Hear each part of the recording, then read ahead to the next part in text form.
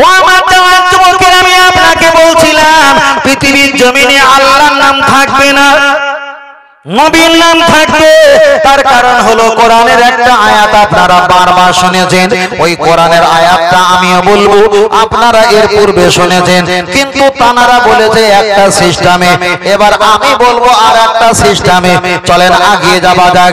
আমার আল্লাহর কোরআন জানিয়ে দিয়েছে, ও আমার বান্দা শুনে রেখে দাও, আমি আল্লাহ, ইন্নাল্লাহা, নিশ্চয়ই আমি আল্লাহ, আমার হাবিবের নামে আমি দরুদ সালাম পড়ি। এখন দরুদ সালাম রেখে দাও, দরুদ সালাম মানে নবীর নামে জিকির, নবীর নামে জিকির মানে নবীর নাম স্মরণ করা।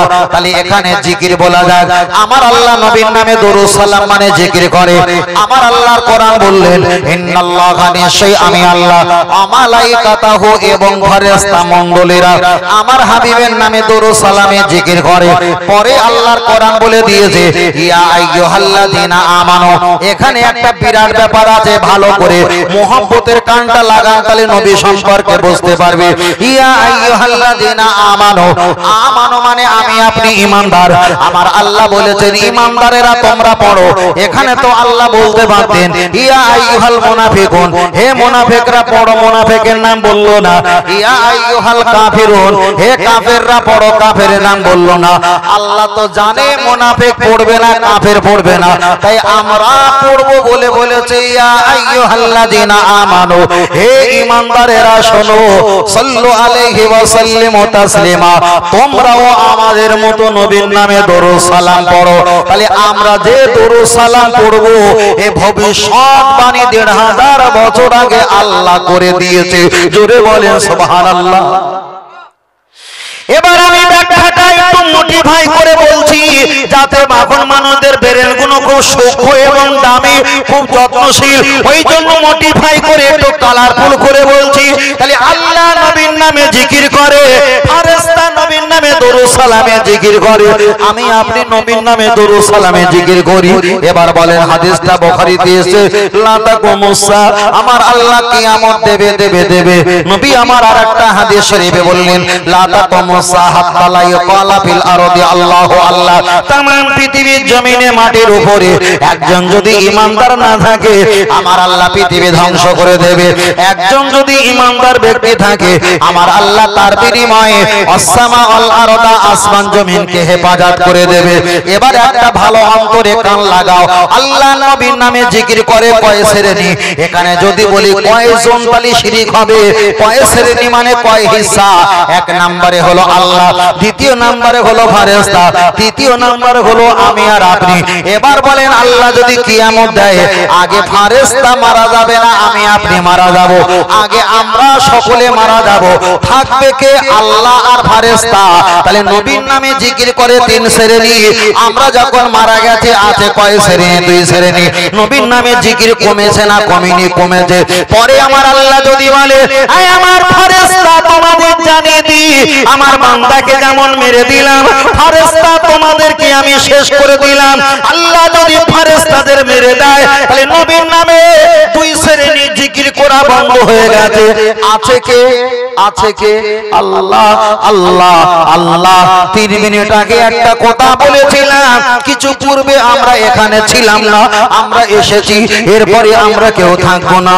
আল্লাহ আছেন, আল্লাহ রয়েছেন, আল্লাহ থাকবেন, আল্লাহ থাকবেন। তাহলে ফেরেশতা চলে গেছে, নবী রাসূল আম্বিয়া, দেখা যায় সাহাবা, বান্দা বান্দি সকলে চলে গেছে। আছে কে? আমার আল্লাহ। নেই কোনো নবী, নেই কোনো ফেরেশতা, নেই কোনো উম্মত, নেই কোনো সাহাবা, নেই কোনো জিন, কেউ নেই, আছে আমার আল্লাহ। এবার বলেন, আল্লাহ যখন একা আছে আর কেউ নেই, আল্লাহ জিকির করার মতো কে আছে? নেই কোনো নবী, নেই কোনো রাসূল, নেই কোনো ফেরেশতা, নেই কোনো উম্মত, নেই কোনো কীট পতঙ্গ প্রাণী, কেউ নেই, আমার আল্লাহ একা আছে। এবার বুকে হাত দিয়ে বলো, আল্লাহ জিকির বন্ধ হয়েছে না হয়নি? দাদু ভাই, আল্লাহ জিকির বন্ধ হয়েছে, কিন্তু আমার আল্লাহ আছে, রয়েছে, থাকবে। আমার আল্লাহ ওয়াদা করেছে, ইন্নাল্লাহ, নিশ্চয় আমি আল্লাহ আমার হাবিবের জিকির করি।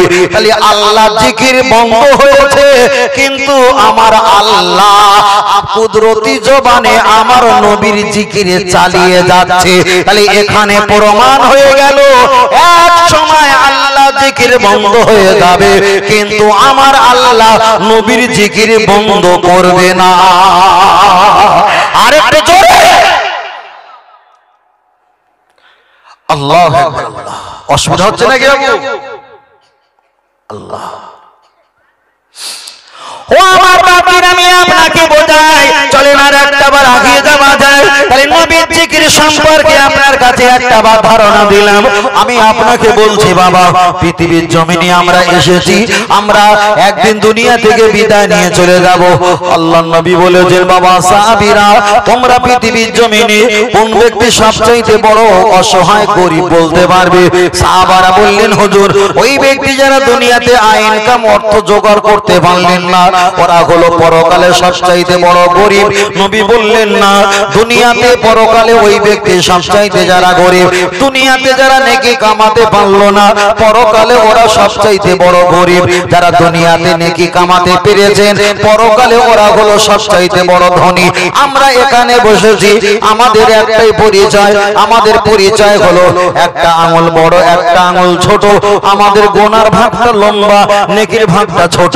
আমাদের গোনার ভাগটা বেশি, নেকির ভাগটা কম। তাই আমরা এমন কথা বলবো আর এমন কথা শুনবো যার কারণে গোনাটা ছোট হয়ে যায় আর নেকিটা আল্লাহ যেন বাড়িয়ে দেয়। আল্লাহ আল্লাহ। তার কারণ হলো একটা, আমি বারবার করে বলছি, নবী ছাড়া পৃথিবীতে কোনো পথ নাই। কোন ব্যক্তি এসে বলবে এই দলটা জান্নাতি, ওই দলটা জান্নাতি, কত রকম জান্নাতি দল দেখাবে, আদৌ কিন্তু ওতে কোনো জান্নাত নাই নাই নাই নাই। আমি আপনার কাছে মাইকে কিছু কথা বলতে আমার কষ্টিত বোধ হয়, আমার নিজের খারাপ লাগে, তবুও বলছি এতটুকু কথা। আজ থেকে 5 বছর আগে আমি অন্য বিষয়ে বক্তব্য নসিহত করতাম, কিন্তু 2 বছর পর থেকে নবী সম্পর্কে, পীর মাশায়েখ সম্পর্কে একটু কোরআন হাদিসের দলিল দিয়ে বক্তব্য করি। তার কারণ হলো একটা, হিসাব করে দেখেছি, দুনিয়াতে শরীর নাড়া নামাজও আমার ইবাদতটা নামাজ, এই নামাজটা কবুল যদি নাও হয়, আপনি কি জানেন আপনার যে পীর মাশায়েখ বেঁচে আছে, আপনি তানার হাতে হাত দিয়ে একটাবার মুরিদ হয়ে সবক মাস করো, প্রতি নামাজে আপনি সবক পাঠ করো। যারা সবক মাস করে তাদের চেহারা, তাদের ভাষা, তাদের চিন্তাধারা আমার আল্লাহ যদি কবুল করে, সেটা আল্লাহর পক্ষে আর নবীর পক্ষে যাওয়া সম্ভব, ঠিক না বেঠিক? চলেন আমি আপনাকে একটাবার বলি, আপনার বাড়িতে ছাগল বকরি গরু ছাগল রাখার জন্য আপনি একটা ঘর বানিয়েছেন, আপনার বাড়ি সাইকেল কিংবা বাইক রাখার জন্য আপনি একটা ছোট কামরা বানিয়েছেন, আপনার বাড়িতে কাঠ রাখার জন্য রান্নাশাল বানিয়েছেন, আপনার বাড়িতে 4 চাকা রাখার জন্য ইঞ্জিল ভ্যান, পিকআপ ভ্যান রাখার জন্য একটা কামরা বানিয়েছো, আপনার বাড়িতে আপনার ছেলে লেখাপড়ার জন্য, খুব ঠান্ডা মাথা শুনবেন কি বোঝাতে যায়, আপনার ছেলে লেখাপড়ার জন্য, ছেলে মেয়ে তাদের জন্য স্পেশাল একটা কামরা বানিয়েছো, নির্জলা জায়গায় একটা কামরা দিয়েছো, আপনার বড় বৌমা বড় ছেলের জন্য আপনি একটা কামরা বানিয়েছো। ও নামাজি মুসল্লি, তোমার এত বড় সময় সম্পত্তি আছে, তোমার এত বড় ভিটে বাড়ি, এত বড় দোলান কটা ঘর আছে, প্রত্যেকে ছাগল বকরি তারা একটা কামরা পেয়েছে, সাইকেল আর বাইক একটা জায়গা পেল, পিকআপ ভ্যান টোটো অটো একটা ঘর পেয়েছে, তোমার নাতি লেখাপড়ার জন্য একটা ঘর পেয়েছে। কিন্তু আল্লাহর বান্দা, তুমি যে আল্লাহর গোলাম, বড় গুনাহগার, আল্লাহর কাছে ইবাদত করার জন্য তোমার ওই ভিটে বাড়ি, ওই ঘরের ভিতরে তুমি কি স্পেশাল একটা ছোট কামরা বানাতে পারলেন না? এই কামরায় আমার নামাজের পাটি, আমার টুপি, এই কামরা তসবিহ, এই কামরা নামাজের মুসাল্লা, এই কামরা উজুর পানি, এই কামরা দেখা যায় আমার জামা কাপড়, এই কামরায় আমার টুপি, আমার নাম হাজী রমাল, এই কামরায় পানি কিংবা কিছু শুকনো খাবার থাকবে, এই কামরায় কিছু ফ্যান, কিছু লাইটের ব্যবস্থা থাকবে।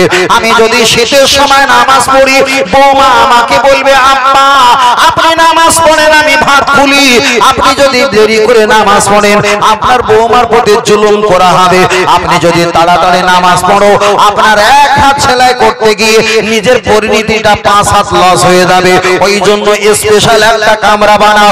আপনি কি দেখেননি ফুরফুরা দাদা পীর রহমাতুল্লাহ আলাইহির আল আওলাদ ওনাদের দিকে একটা বার তাকাননি?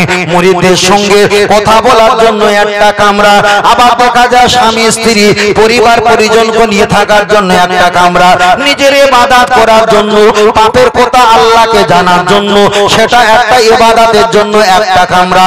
আপনি যদি এই সিস্টেমে ইবাদত করে আল্লাহকে রাজি করতে সহজে পারবেন, নবীকে রাজি করতে সহজে পারবেন। কিন্তু আমরা সচরাচর বারান্দায় নামাজের মুসাল্লা ফেলে দিয়ে আমরা নামাজে দাঁড়িয়ে যাই, নামাজের মুসাল্লা গুটিয়ে আবার ঢুকিয়ে দেওয়া হয়, আবার সেখানে তুলে দেওয়া হয়। আমার মনে হয় এই নামাজটা যদি 100 বছর পড়া হয় কতটা আল্লাহ কবুল করবে আল্লাহ মহান, আল্লাহ ভালো জানে।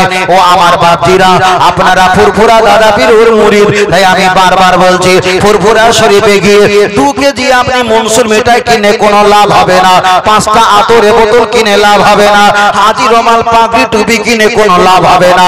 আপনি কোন আওলাদের হাতে আপনি একটা বার যদি হাতে হাত দিয়ে পায়া দাও তোমাকে সবক দেবে। প্রতি নামাজে যদি সবক পাঠ করা হয় সবচাইতে বেশি কষ্ট হয় ফজরের নামাজে আর এশার নামাজে, মাগরিবেতে জলি জিকির করতে হয়। এই সবকটা পাশ করলে হালাল খাদ্য খেলে 2 ঠোঁটের মাঝখানে 2 পাঁচার মাঝখানে ইজ্জতকে যদি হেফাজত করতে পারা যায় আল্লাহ চাইলে নবীর দিদার নসিব হয়ে যাবে।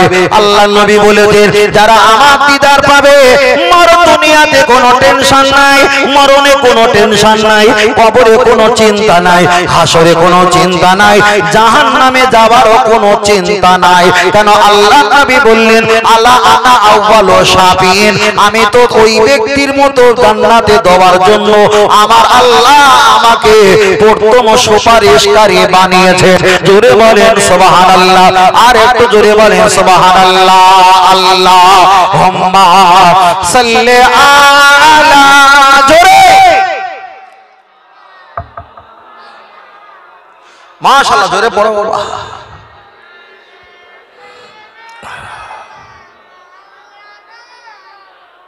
ও আমার প্রিয় নবী তোমার প্রেমে পাগল আমি, আহাই জন্ম হইয়া আমার ইন্ডিয়াতে রেখো আমায় পাগল করে, আহাই জন্ম হইয়া আমার ভারতবর্ষে রেখো আমায় পাগল করে।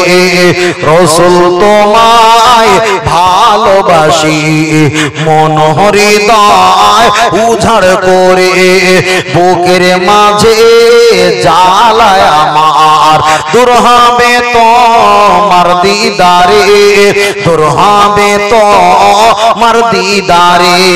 ও নবী সুখে তুমি দুঃখে তুমি মুখে তুমি বুকে তুমি, হায় মায়া যদি লাগে তোমায়, মায়া যদি লাগে তোমায় দিদার দিও স্বপ্ন যোগে।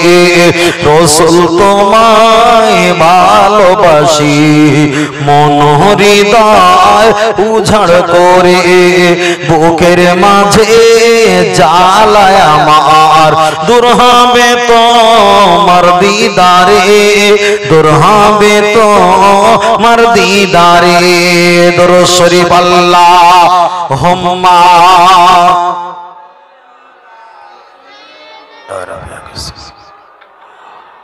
আল্লাহুম্মা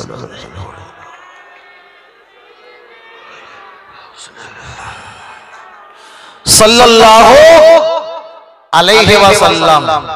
ফের আল্লাহর কাছে দোয়া চাইতে হবে, আল্লাহ আমাদের যা বলাবেন আমাদের যা শোনাবেন আল্লাহ তার চাইতে বেশি বেশি আমল করার তৌফিক দেবেন, বলেন আমিন। আমাদের গোনার ভাগটা বেশি নেকির ভাগটা কম।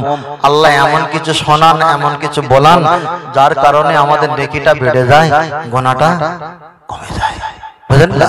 তাই আমরা যখন সাহায্য চাই কার কাছে? আল্লাহর কাছে। তবে শুধু আল্লাহর কাছে চাই না, আমার নবীর ওসিলা দিয়ে আল্লাহ পাকের দরবারে চাওয়া হয়। কেন অন্য অন্য নবীরা আমার নবীর বরকতে আল্লাহ তাদেরকে মাল সাবান দিয়েছে, আর আমাদেরকে শিক্ষা দেওয়া হয়েছে তোমরাও নবীর ওসিলা দোয়া চাইবে। তাই আমার নবী হলো হাসরে ময়দানে শুধু আমাদের রাহাবাত জান্নাতের নয়, পৃথিবীর যত নবী রাসূল থাকবে তাদেরও জান্নাতে দেওয়ার তিনি একজন শাফাআতকারী। আরেকটু জোরে বলে সুবহানাল্লাহ, আরেকটু জোরে হবে না, আরেকটু জোরে হবে না। বাবু শেষ করবে কটায়? আর ভাই কটায়? ও হ্যাঁ, মোটামুটি 2 ঘন্টার কাছে গেছে তো। 2 ঘন্টার কাছে গেছে। আল্লাহ, তাহলে 12টার ভিতরে আমরা শেষ করে দেবো ইনশাআল্লাহ। দাদু ভাই বয়স হয়ে গেছে, ঘুমানোর দরকার না। বয়স হয়ে গেছে মানে যত ইচ্ছা তত ঘুমানোর দরকার। এই সময় জেগে থাকি, বুঝলেন না? আমরা একটু জাগবো, বুঝলেন না? তাকবীর, নারে তাকবীর, আর একটু জোরে বলেন নারে তাকবীর, নারে তাকবীর। আল্লাহ আল্লাহ আল্লাহ আল্লাহ আল্লাহ। চলেন আমি আপনাকে বোঝাতে চেয়েছি, ওই নবী সম্পর্কে বলতে বলতে অনেকটা লম্বা করে ফেলেছিলাম। চলেন এবার নবী সম্পর্কে আর একটা ছোট করে বলা যাক। বেরহমাতে কার বিপদ আমি এখনো ভুলিনি। বেরহমাতে কার সম্পর্কে ওখানে আর একটুকুনি তেল চিটে লাগানো যাক।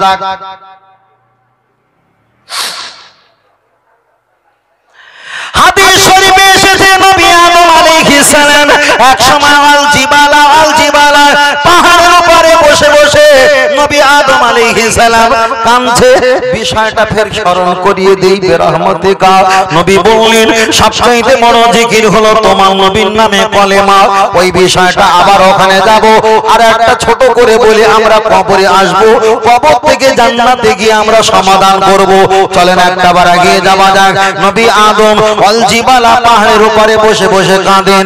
জঙ্গল থেকে কিছু হরিণগুলো নবী আদমের কাছে গিয়ে বললেন কাইফা হালুকা, কি খবর? নবী আদম বললেন আলহামদুলিল্লাহ হালা তাইয়িবুন, আল্লাহ শুকরিয়া, ভালো খবর। ও নবী আদম আলাইহিস সালাম, আমরা জঙ্গল থেকে দেখা যায় আমরা জঙ্গল থেকে হরিণ এসেছি, আপনার কান্না শুনতে পাচ্ছিলাম, তাই আমরা এসেছি আপনার কাছে। কেন আপনি কান্নাকাটি করেন? জবাব দাও, খুব ভালো করে খেয়াল করবে। জঙ্গলের পশুদের সম্পর্কে নবী আদম আলাইহিস সালাম তিনি জবাব দিয়ে বললেন ও জঙ্গলে প্রাণীরা শোনো, আমার আল্লাহর ভয়তে, আল্লাহর গজবের ভয়তে, আল্লাহর ভয়ের ডরতে আমরা কান্নাকাটি করি। নবী আদমের কান্নাকাটি দেখে জঙ্গলের প্রাণীগুলো কান্নাকাটি শুরু করলেন। নবী আদম আলাইহিস সালাম তো আমো তিনিও কোনো খাদ্য খেলেন না। জঙ্গলে প্রাণীরা নবীর কান্না দেখে তারা কোনো খাদ্য খেলে না। এটাই যদি বুঝতে পারো জীবন ভর আপনি আর নামাজের শেষে কলেমা শরীফটা বাদ দিতে পারবেন না। জঙ্গলের হরিণগুলো কান্নাকাটি করে, দীর্ঘক্ষণ সময় হয়ে যায়। নবী আদম আলাইহিস সালাম ওদেরকে বললেন বাবা প্রাণী তোমরা বাড়িতে যাও, তোমার বাড়িতে পরিবার আছে, সেখানে তুমি একটা বার চলে যাও। জঙ্গলের প্রাণীগুলো নবীর মহব্বতে বসেছিল, মহব্বতে কেঁদেছিল, মহব্বতে খেলেন না। চলে যখন যাচ্ছিলেন কাঁদতে কাঁদতে যাচ্ছিলেন। নবী আদম বললেন বাবা ও জঙ্গলে প্রাণী তোমরা হাজির হয়ে যাও।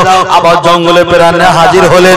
নবী আদম আলাইহিস সালাম নিজের বদনে শরীরে গায়ে জান্নাতের লাকড়ি পাতা মারিয়াম ফুল ছিল, ওদেরকে খেতে দিয়েছে। ওরা লাকড়ি পাতা মারিয়াম ফুলগুলো চিবিয়ে চিবিয়ে খেয়েছে।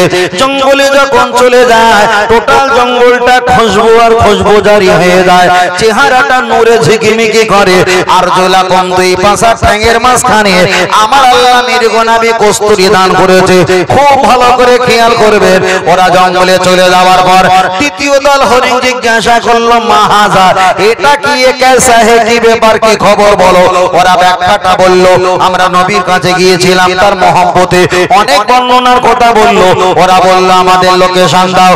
তৃতীয় দল হরিণ নবী আদম আলাইহিস সালামের কাছে এসে বললেন ও নবী আদম আলাইহিস সালাম, আমাদের সাথীদের যে লাকড়ি পাতা মারিয়াম ফুল দিয়েছিলে ওই লাকড়ি পাতা মারিয়াম ফুল আমাদেরকে একটা বার দাও। তাফসীরকারকেরা বর্ণনা করলেন নবী আদম আলাইহিস সালাম ওদেরকে ওই লাকড়ি পাতা মারিয়াম ফুল দিয়েছে। ওরা চিবিয়ে চিবিয়ে খেয়েছে। ওদের চেহারাটা কুত্তার ন্যায় হয়ে গেছে। ওরা যখন বাসায় আসলো, একে অপরকে দেখা দেখি করছে, বলছে কি ব্যাপার? তাফসীরকাররা ব্যাখ্যা দিয়ে বলেছিল যারা দ্বিতীয় দল এসেছিল এরা মাল নেওয়ার জন্য চলে এসেছে, এরা মহব্বত করিনি, মহব্বতে বসিনি, মহব্বতে কাঁদিনি, এরা মাল নেওয়ার জন্য এসেছে। আল্লাহ এদেরকে খালি হাতে ফিরে দিয়েছে। প্রথম যারা এসেছিল এরা মাল নিতে আসেনি, নবীর মহব্বতে কেঁদেছে, নবীর মহব্বতে বসেছে, নবীর মহব্বতটা সম্পর্কে তো ভাগ নিয়েছে। চলে যাওয়ার সময় নবী তাদেরকে লাকড়ি পাতা মারিয়াম ফুল দিয়েছে, খেয়েছে। আমার আল্লাহ নিয়ামতি দান করেছে। বিরহমাতিকা ইয়া আরহামার রাহিমের মোনাজাতে যারা এটা বলে শেষ করে দেয় ওরা তো আল্লাহর কাছে বলে আল্লাহ বিরহমাতিকা ইয়া আরহামার রাহিমের, আল্লাহ তুমি মাল দাও, রহমত দাও, রহমত দাও। এরাই হলো দ্বিতীয় দল, হরিণ মার্কা। এরাই শুধু মাল আর রহমত নোবাটাই ধান্দা। কিন্তু প্রথম যারা গিয়েছিল এরা মাল, রহমত, বরকত নোবার আশায় যায়নি। এরা কেবল মহব্বত আর ভালোবাসাটা দেখিয়েছে। বরং এদের চাইতে হয়নি, আমার নবী আদম তাদের ডেকে দিয়েছে। তাহলে আমরা নামাজের মুনাজাতে শেষে বিরহমাতিকা ইয়া আরহামার রাহিমিন এটা বলবো, কিন্তু কলেমা শরীফ ছাড়বো না। যারাই বলে আল্লাহ রহমত দাও, রহমত দাও, এরা আল্লাহর কাছে শুধু রহমত নেওয়ার জন্য পাগল, নবীর মহব্বত এদের ভিতরে নাই। আমরা লা ইলাহা ইল্লাল্লাহু মুহাম্মাদুর রাসূলুল্লাহ বলি, আমরা নবীর মহব্বত ভালোবাসা দেখাই। তবে আমরা যদি চাইতে ভুলে যাই আমার আল্লাহ ডেকে দিতে ভুলবে না। আরেকটু চুরি হবে না? এবার যারা বেরহমাতিকা বলে দাদু ভাই, তারা কি আমার দাউদ করে বলে মনে হয় যে ও চিজের লিয়া শেষ নিয়ে খেলে, তাহলে বেরহমাতিকা তুলে দেবে, কলেমা বসাবে। কথা বোঝাতে পারিনি ভাই? বলে বেরহমাতিকা তুলে দেবে, কলেমা বসাবে। আপনি বলেন আমরা বেরহমাতিকার বিপক্ষে না, বেরহমাতিকাও বলি, কিন্তু কলেমা আমরা ছাড়ি না। এবার নতুন করে একটা ফিতনা চালু হয়েছে না, যে কবরে মাটি দেওয়া তো ছেলেরা ইন্টারনেটে দেখে। আবার নতুন করে একটা ফিতনা চালু হয়েছিল, দলবদ্ধ হয়ে দলবদ্ধ হয়ে এক জায়গা হয়ে হাত তুলে মোনাজাত করা যাবে না। এখন বলেছে কে, কোন একটা হুজুর বলেছে, তার কথা ছেড়ে দিলাম। একটা হালকা পাতলা হুজুরের নাম বলি, পাকিস্তানি উর্দু হিন্দি ভাষী একটা বক্তা, তার নাম হলো তারিক, তারপর একটা বলেন তারিক মানোয়ার। তারিক মানোয়ার নাম শুনেছো? পাকিস্তানি বক্তা, তাই না? এই তারিক মানোয়ার, ওনার বাচ্চা আজ থেকে 3 থেকে 4 মাস আগে সুসাইড করে মারা গিয়েছিল না? খবর পেয়েছিলেন? সুসাইড করে এখন মারা গেছে। উনি বলেছে দলবদ্ধ হয়ে মোনাজাত করা এটা কোনো কোরআন হাদিসে নেই, এটা চলবে না। কিন্তু ওনার ছেলে যখন 4 মাস আগে সুসাইড করে ইন্তেকাল করেছে, 10-12 জনকে এক জায়গায় নিয়ে কবরের কাছে গিয়ে তারিক জামিল, ভুলে গেছি, পাকিস্তানি নাম হলো তারিক জামিল। ওনার ছেলে 4 মাস পূর্বে কম বেশি সুসাইড করে মারা গেছে। তা ওনার ছেলে ইন্তেকালের পর 10-20 জনকে সঙ্গে করে নিয়ে তারিক জামিল উনি হাত তুলে মোনাজাত করেছে। আর ওই হুজুর এর আগে বক্তব্য করে দিয়েছে দলবদ্ধ হয়ে হাত তুলে মোনাজাত করা কোন হাদিসে নেই। আর ওর ছেলের বাঁচার জন্য 20 জন 30 জন এক জায়গায় হাত তুলে মোনাজাত করেছে। তাই আমরা বলি ইসলাম থাকবে, কিন্তু সব মালের ভিতরে ঈমান থাকবে না। এখন বলে হুজুর আমি একটা বড় ভক্ত, বড় হুজুর, তার বিরুদ্ধে বলেছো? তোমার এমন হুজুর আছে আমি ধনে দিতে পারি, 40 বছর তোমার সঙ্গে দেখা হবে না। হুজুরের এমন কিছু আছে, এমন বিরুদ্ধে কিছু ভুল ধরে বলবো, 40 বছর আমার সঙ্গে সালাম কালাম হবে না। কিন্তু বলিনি সমাজে ফিতনা, কিছু বাঁচাতে গেলে কিছু তো ফিতনা হবে, কিন্তু কিছু করার নেই। ও আমার দেওয়ান যুবকেরা, চলে লাগিয়ে দেওয়া যায়, লক্ষ্য করে দেখা যায় আমি আপনার কাছে নবী সম্পর্কে অনেক কথা বললাম, বিষয়টা লম্বা করব না। আপনার কাছে শেষবারের মতো একটা বার বলছি, আমরা যখন কবরে চলে যাব, কবরে যাওয়ার সময় কেউ বলেছেন খামসা, কেউ বলেছেন রুবা, কেউ বলেছেন 5টা প্রশ্ন করবে, কেউ বলেছে 3টে প্রশ্ন করবে, কেউ বলেছেন 4টে প্রশ্ন করবে। অধিকাংশ মত হলো 3টে প্রশ্ন। এখন 3টে প্রশ্ন আমরা রেখে দিলাম। কবরে যখন চলে যাব, কবরে যাওয়ার পর ফেরেশতারা জিজ্ঞাসা করবে, এর ভিতরে বড় লজিক আছে, খুব ভালো করে শুনবেন। কবরে যাওয়ার পর ফেরেশতা জিজ্ঞাসা করবে, মা রাব্বুকা, তোমার রব কে? আপনি আর আমি কি বলবো? রব্বি আল্লাহ। আমরা সকলে বলবো আমার রব হলো আল্লাহ আল্লাহ আল্লাহ। এবার একটাবার বলবেন, আপনি যদি কবরে আল্লাহকে যদি বলেন, আল্লাহ হলো কুল কায়নাতের মালিক, আল্লাহ হলো আসমান জমিনের মালিক, আল্লাহ হলো তামাম পৃথিবীর মালিক মালিক মালিক একমাত্র মহান আল্লাহ, তাহলে কবরে যখন বলে দেব আমার রব হলো আল্লাহ, ওখানে তো আমাকে জান্নাতে নিয়ে যাওয়া দরকার, ঠিক না বেটি? কিন্তু আল্লাহকে আল্লাহ বলার পর ওই ফেরেশতা চলে যাবে না, জান্নাতও আমাকে দেওয়া হবে না। দ্বিতীয় প্রশ্ন করার জন্য ফেরেশতা প্রস্তুত, ঠিক না বেটি? খুব ভালো করে বুঝবে। তাহলে আল্লাহকে আল্লাহ বলে যখন জবাব দিয়েছি, এখানে আর কোনো প্রশ্ন আসার দরকার থাকে না। আল্লাহকে আল্লাহ বললে যদি এটাই জান্নাত দেওয়া হয়, আমার আল্লাহ এটা বোঝাতে চেয়েছে পৃথিবীর জমিনে হিন্দু খ্রিস্টান জৈন পারসি শিবরি সাই গুজরাটি মারাঠি কুচবিহারি বিহারি বাঙালি নাস্তিক বাদ দিয়ে যারা আস্তিক আছে, তারাও তো আমি আল্লাহ আমাকে আল্লাহ বলে মানে। ইবলিস আজাজিল কোটি বছর ওয়াসজুদুলিল্লাহ আল্লাহ নামে সেজদা দিয়েছে, অর্কা আমার রাকিন রুকুও করেছে, আল্লাহ নামে জিকির আজগার করেছে। তাহলে আল্লাহকে মানলে যদি আল্লাহ আমাদের জান্নাত দিয়ে দেয়, তাহলে ইবলিস তো আমাদের আগে জান্নাতে যাবে। আল্লাহকে মানলে যদি জান্নাত পাওয়া যায়, ফেরাউন তো বলেছিল আনা রাব্বুকুমুল আলা, আমি হলাম সবচাইতে বড় খোদা। আবার আল্লাহকে বলেছিল আল্লাহ তুমি তোমার জায়গায়, আমি আমার জায়গায়, আমি দুনিয়াদারি চাই, পরকাল আমি চাই না। পরকালে আমার যে জায়গায় দেবে আমি যাব, কিন্তু দুনিয়াতে আমি একটু আল্লাহ বলে দাবিদার হতে যাই। তাহলে আবু জাহেল, দেখা যায় আবু জাহেল তিনিও আল্লাহকে মানে, এদিকে ফেরাউন তিনিও আল্লাহকে আল্লাহ বলে মানে। একটাবার আগিয়ে চলে যাওয়া যাক, নবীর চাচা আবু জাহেল তিনিও আল্লাহকে মানে। এক সময় কাবায় হাত দিয়ে বললেন, ওরে কাবার মালিক শোনো, আমি একটু ব্যবসায় যাই, সিরিয়ায় ব্যবসায় গিয়ে যেন আমার একটু টাকা পয়সা লাভ হয়। কাবার মালিক হলো আল্লাহ, তিনিও জানে কাবার একজন মালিক আছে। আব্দুল মুত্তালিব তিনিও কাবার মালিকের কাছে দোয়া করতেন, আবু তালেব তিনিও কাবার মালিককে মানতেন। তাহলে আল্লাহকে মানতেন, আল্লাহকে মানলে যদি জান্নাত পাওয়া যায়, পৃথিবীর জমিনে কোটি কোটি বেঈমান কাফের তারা জান্নাতে চলে যাবে। তাহলে যে হুজুর বলেছে লা ইলাহা ইল্লাল্লাহ আল্লাহু আকবার, এখানে মুহাম্মদ রাসূলুল্লাহ বসা যাবে না, তাহলে এই হুজুর তো আল্লাহকে আল্লাহ বলে মেনেছে, মুহাম্মদটা বাদ দিয়েছে। তাহলে এই ইবলিস যদি জান্নাতে যায়, এই হুজুররাও জান্নাতে যাবে, আর এই হুজুররা যদি জাহান্নামে যায়, ইবলিসরাও জাহান্নামে যাবে। তাহলে ইবলিস ফেরাউন আল্লাহকে মেনেছে, এই হুজুররাও আল্লাহকে মেনেছে। ইবলিস ফেরাউন নবীদের মানলো না, এই হুজুর কোন নবীদের মানলো না। তাহলে ইবলিস আর এই ইবলিস পার্থক্য না এক? এখন হয়নি, রাগ মেটেনি, এখন দুটো অপশন বলি, এখন দুটো অপশন বলি, রাগটা হালকা ঠান্ডা পানি হোক।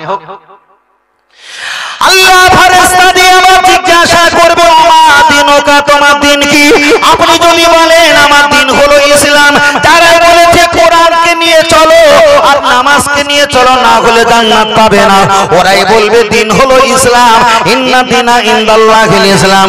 আমি আপনাকে বোঝাতে চেয়েছি আল্লাহকে আল্লাহ বলে চিনলাম, আল্লাহ জান্নাত দিল না।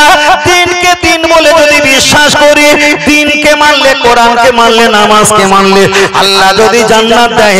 কাদিয়ানি বলে একটা দল আছে, ওরা আল্লাহকে মানে, নামাজকে মানে, রোজাকে মানে, হজকে মানে, জিকিরকে মানে, সব মানে, কিন্তু মানে না একটা, ওরা হলো মুহাম্মদ সাল্লাল্লাহু আলাইহি ওয়াসাল্লামকে নবী বলে বাদ দিয়ে গোলাম আহমদ কাদিয়ানি মির্জাকে ওরা নবীর জায়গায় বসিয়েছে। তাহলে নামাজ পড়লে, রোজা রাখলে, হজ করলে জান্নাত যদি পাওয়া যায়, তাহলে কাদিয়ানি যারা নবীকে বাদ দিয়ে একটা মাওলানাকে নবীর জায়গায় বসিয়েছে, তাহলে ওরা জান্নাতে যাবে না? না যাবে না। ও বাপেরা, আমি আপনাকে বোঝাতে চাই, তাহলে আল্লাহকে মানলে জান্নাত নেই, দিনকে মানলে জান্নাত নেই। এবার বলেন ফাইনাল পরীক্ষা, মাধ্যমিক পরীক্ষা কদিন পর থেকে শুরু হবে কম বেশি? এবার বলেন একটা বার। তৃতীয় নাম্বার প্রশ্ন এসেছে কি? আমার নবীর নাম আমার নবীকা, তোমার নবীকে উচিত ছিল তো আল্লাহর পরে নবীর নাম আসা, কিন্তু আল্লাহর পরে নবীর নাম না রেখে দিনের নামটা রেখেছে। এখানে আমার আল্লাহ বোঝাতে চেয়েছে আমার নবীর নামটা লাস্টে রেখেছি, ফাইনাল পরীক্ষা শত শেষে আমার নবীর নামটা রেখেছি শত শেষে। যারা আল্লাহকে আল্লাহ বলেছে, তাদের জান্নাত নয়। যারা দিনকে দিন বলে স্বীকার করেছে তাদের জান্নাত নয়। লাস্টে বলা হবে আমার নবীও কা, তোমার নবীকে যদি বলতে পারে আমার নবী হলো মুহাম্মদ সাল্লাল্লাহু আলাইহি ওয়াসাল্লাম, তাহলে আল্লাহ মানা সার্থক হবে, দিন মানা সার্থক হবে। আর ফাইনাল পরীক্ষা লাস্টে ওটা হলো নবীর নাম। নবীকে যদি না চিনতে পারে দিন মানা সার্থকতা হবে না, আল্লাহকে মানাও সার্থকতা হবে না। তাহলে প্রথমে ছিল টেস্ট পরীক্ষা, আর লাস্টে হয়েছে ফাইনাল পরীক্ষা। যারাই বলে বেরহমাতিকা ওরা টেস্ট পরীক্ষায় মাতামাতি করছে, আর যারা লা ইলাহা ইল্লাল্লাহু মুহাম্মাদুর রাসূলুল্লাহ বলে এরা অটোমেটিক ফাইনাল পরীক্ষায় পাস করেই আছে। আর একটু জোরে হবে না? আল্লাহ ফের বলছি মোনাজাত করেন আর নাই করেন আপনার ব্যক্তিগত ব্যাপার, কলেমা শরীফ মোনাজাতে পড়েন আর নাই পড়েন ব্যক্তিগত ব্যাপার, কিন্তু উদ্দেশ্য ছিল বেরহমাতিকা 40 বছর চালালে কলেমা শরীফ একটা বছর হলো না কেন, তোমার কি হয়েছে? বুঝলেন না? আর বেশি লম্বা করব না, প্রতিদিন বক্তব্য তো কষ্ট ক্লান্ত হয়ে যায়।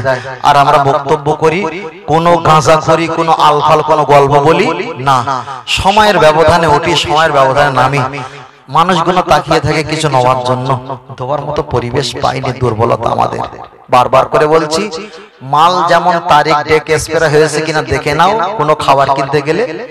এখন বক্তারও দেখে নিতে হবে ওয়াজের ডেট এক্সপায়ার হয়েছে কিনা, এখন ওয়াজ পরিবর্তন হয়েছে কিনা, না সেই একই মাল খাওয়াচ্ছে।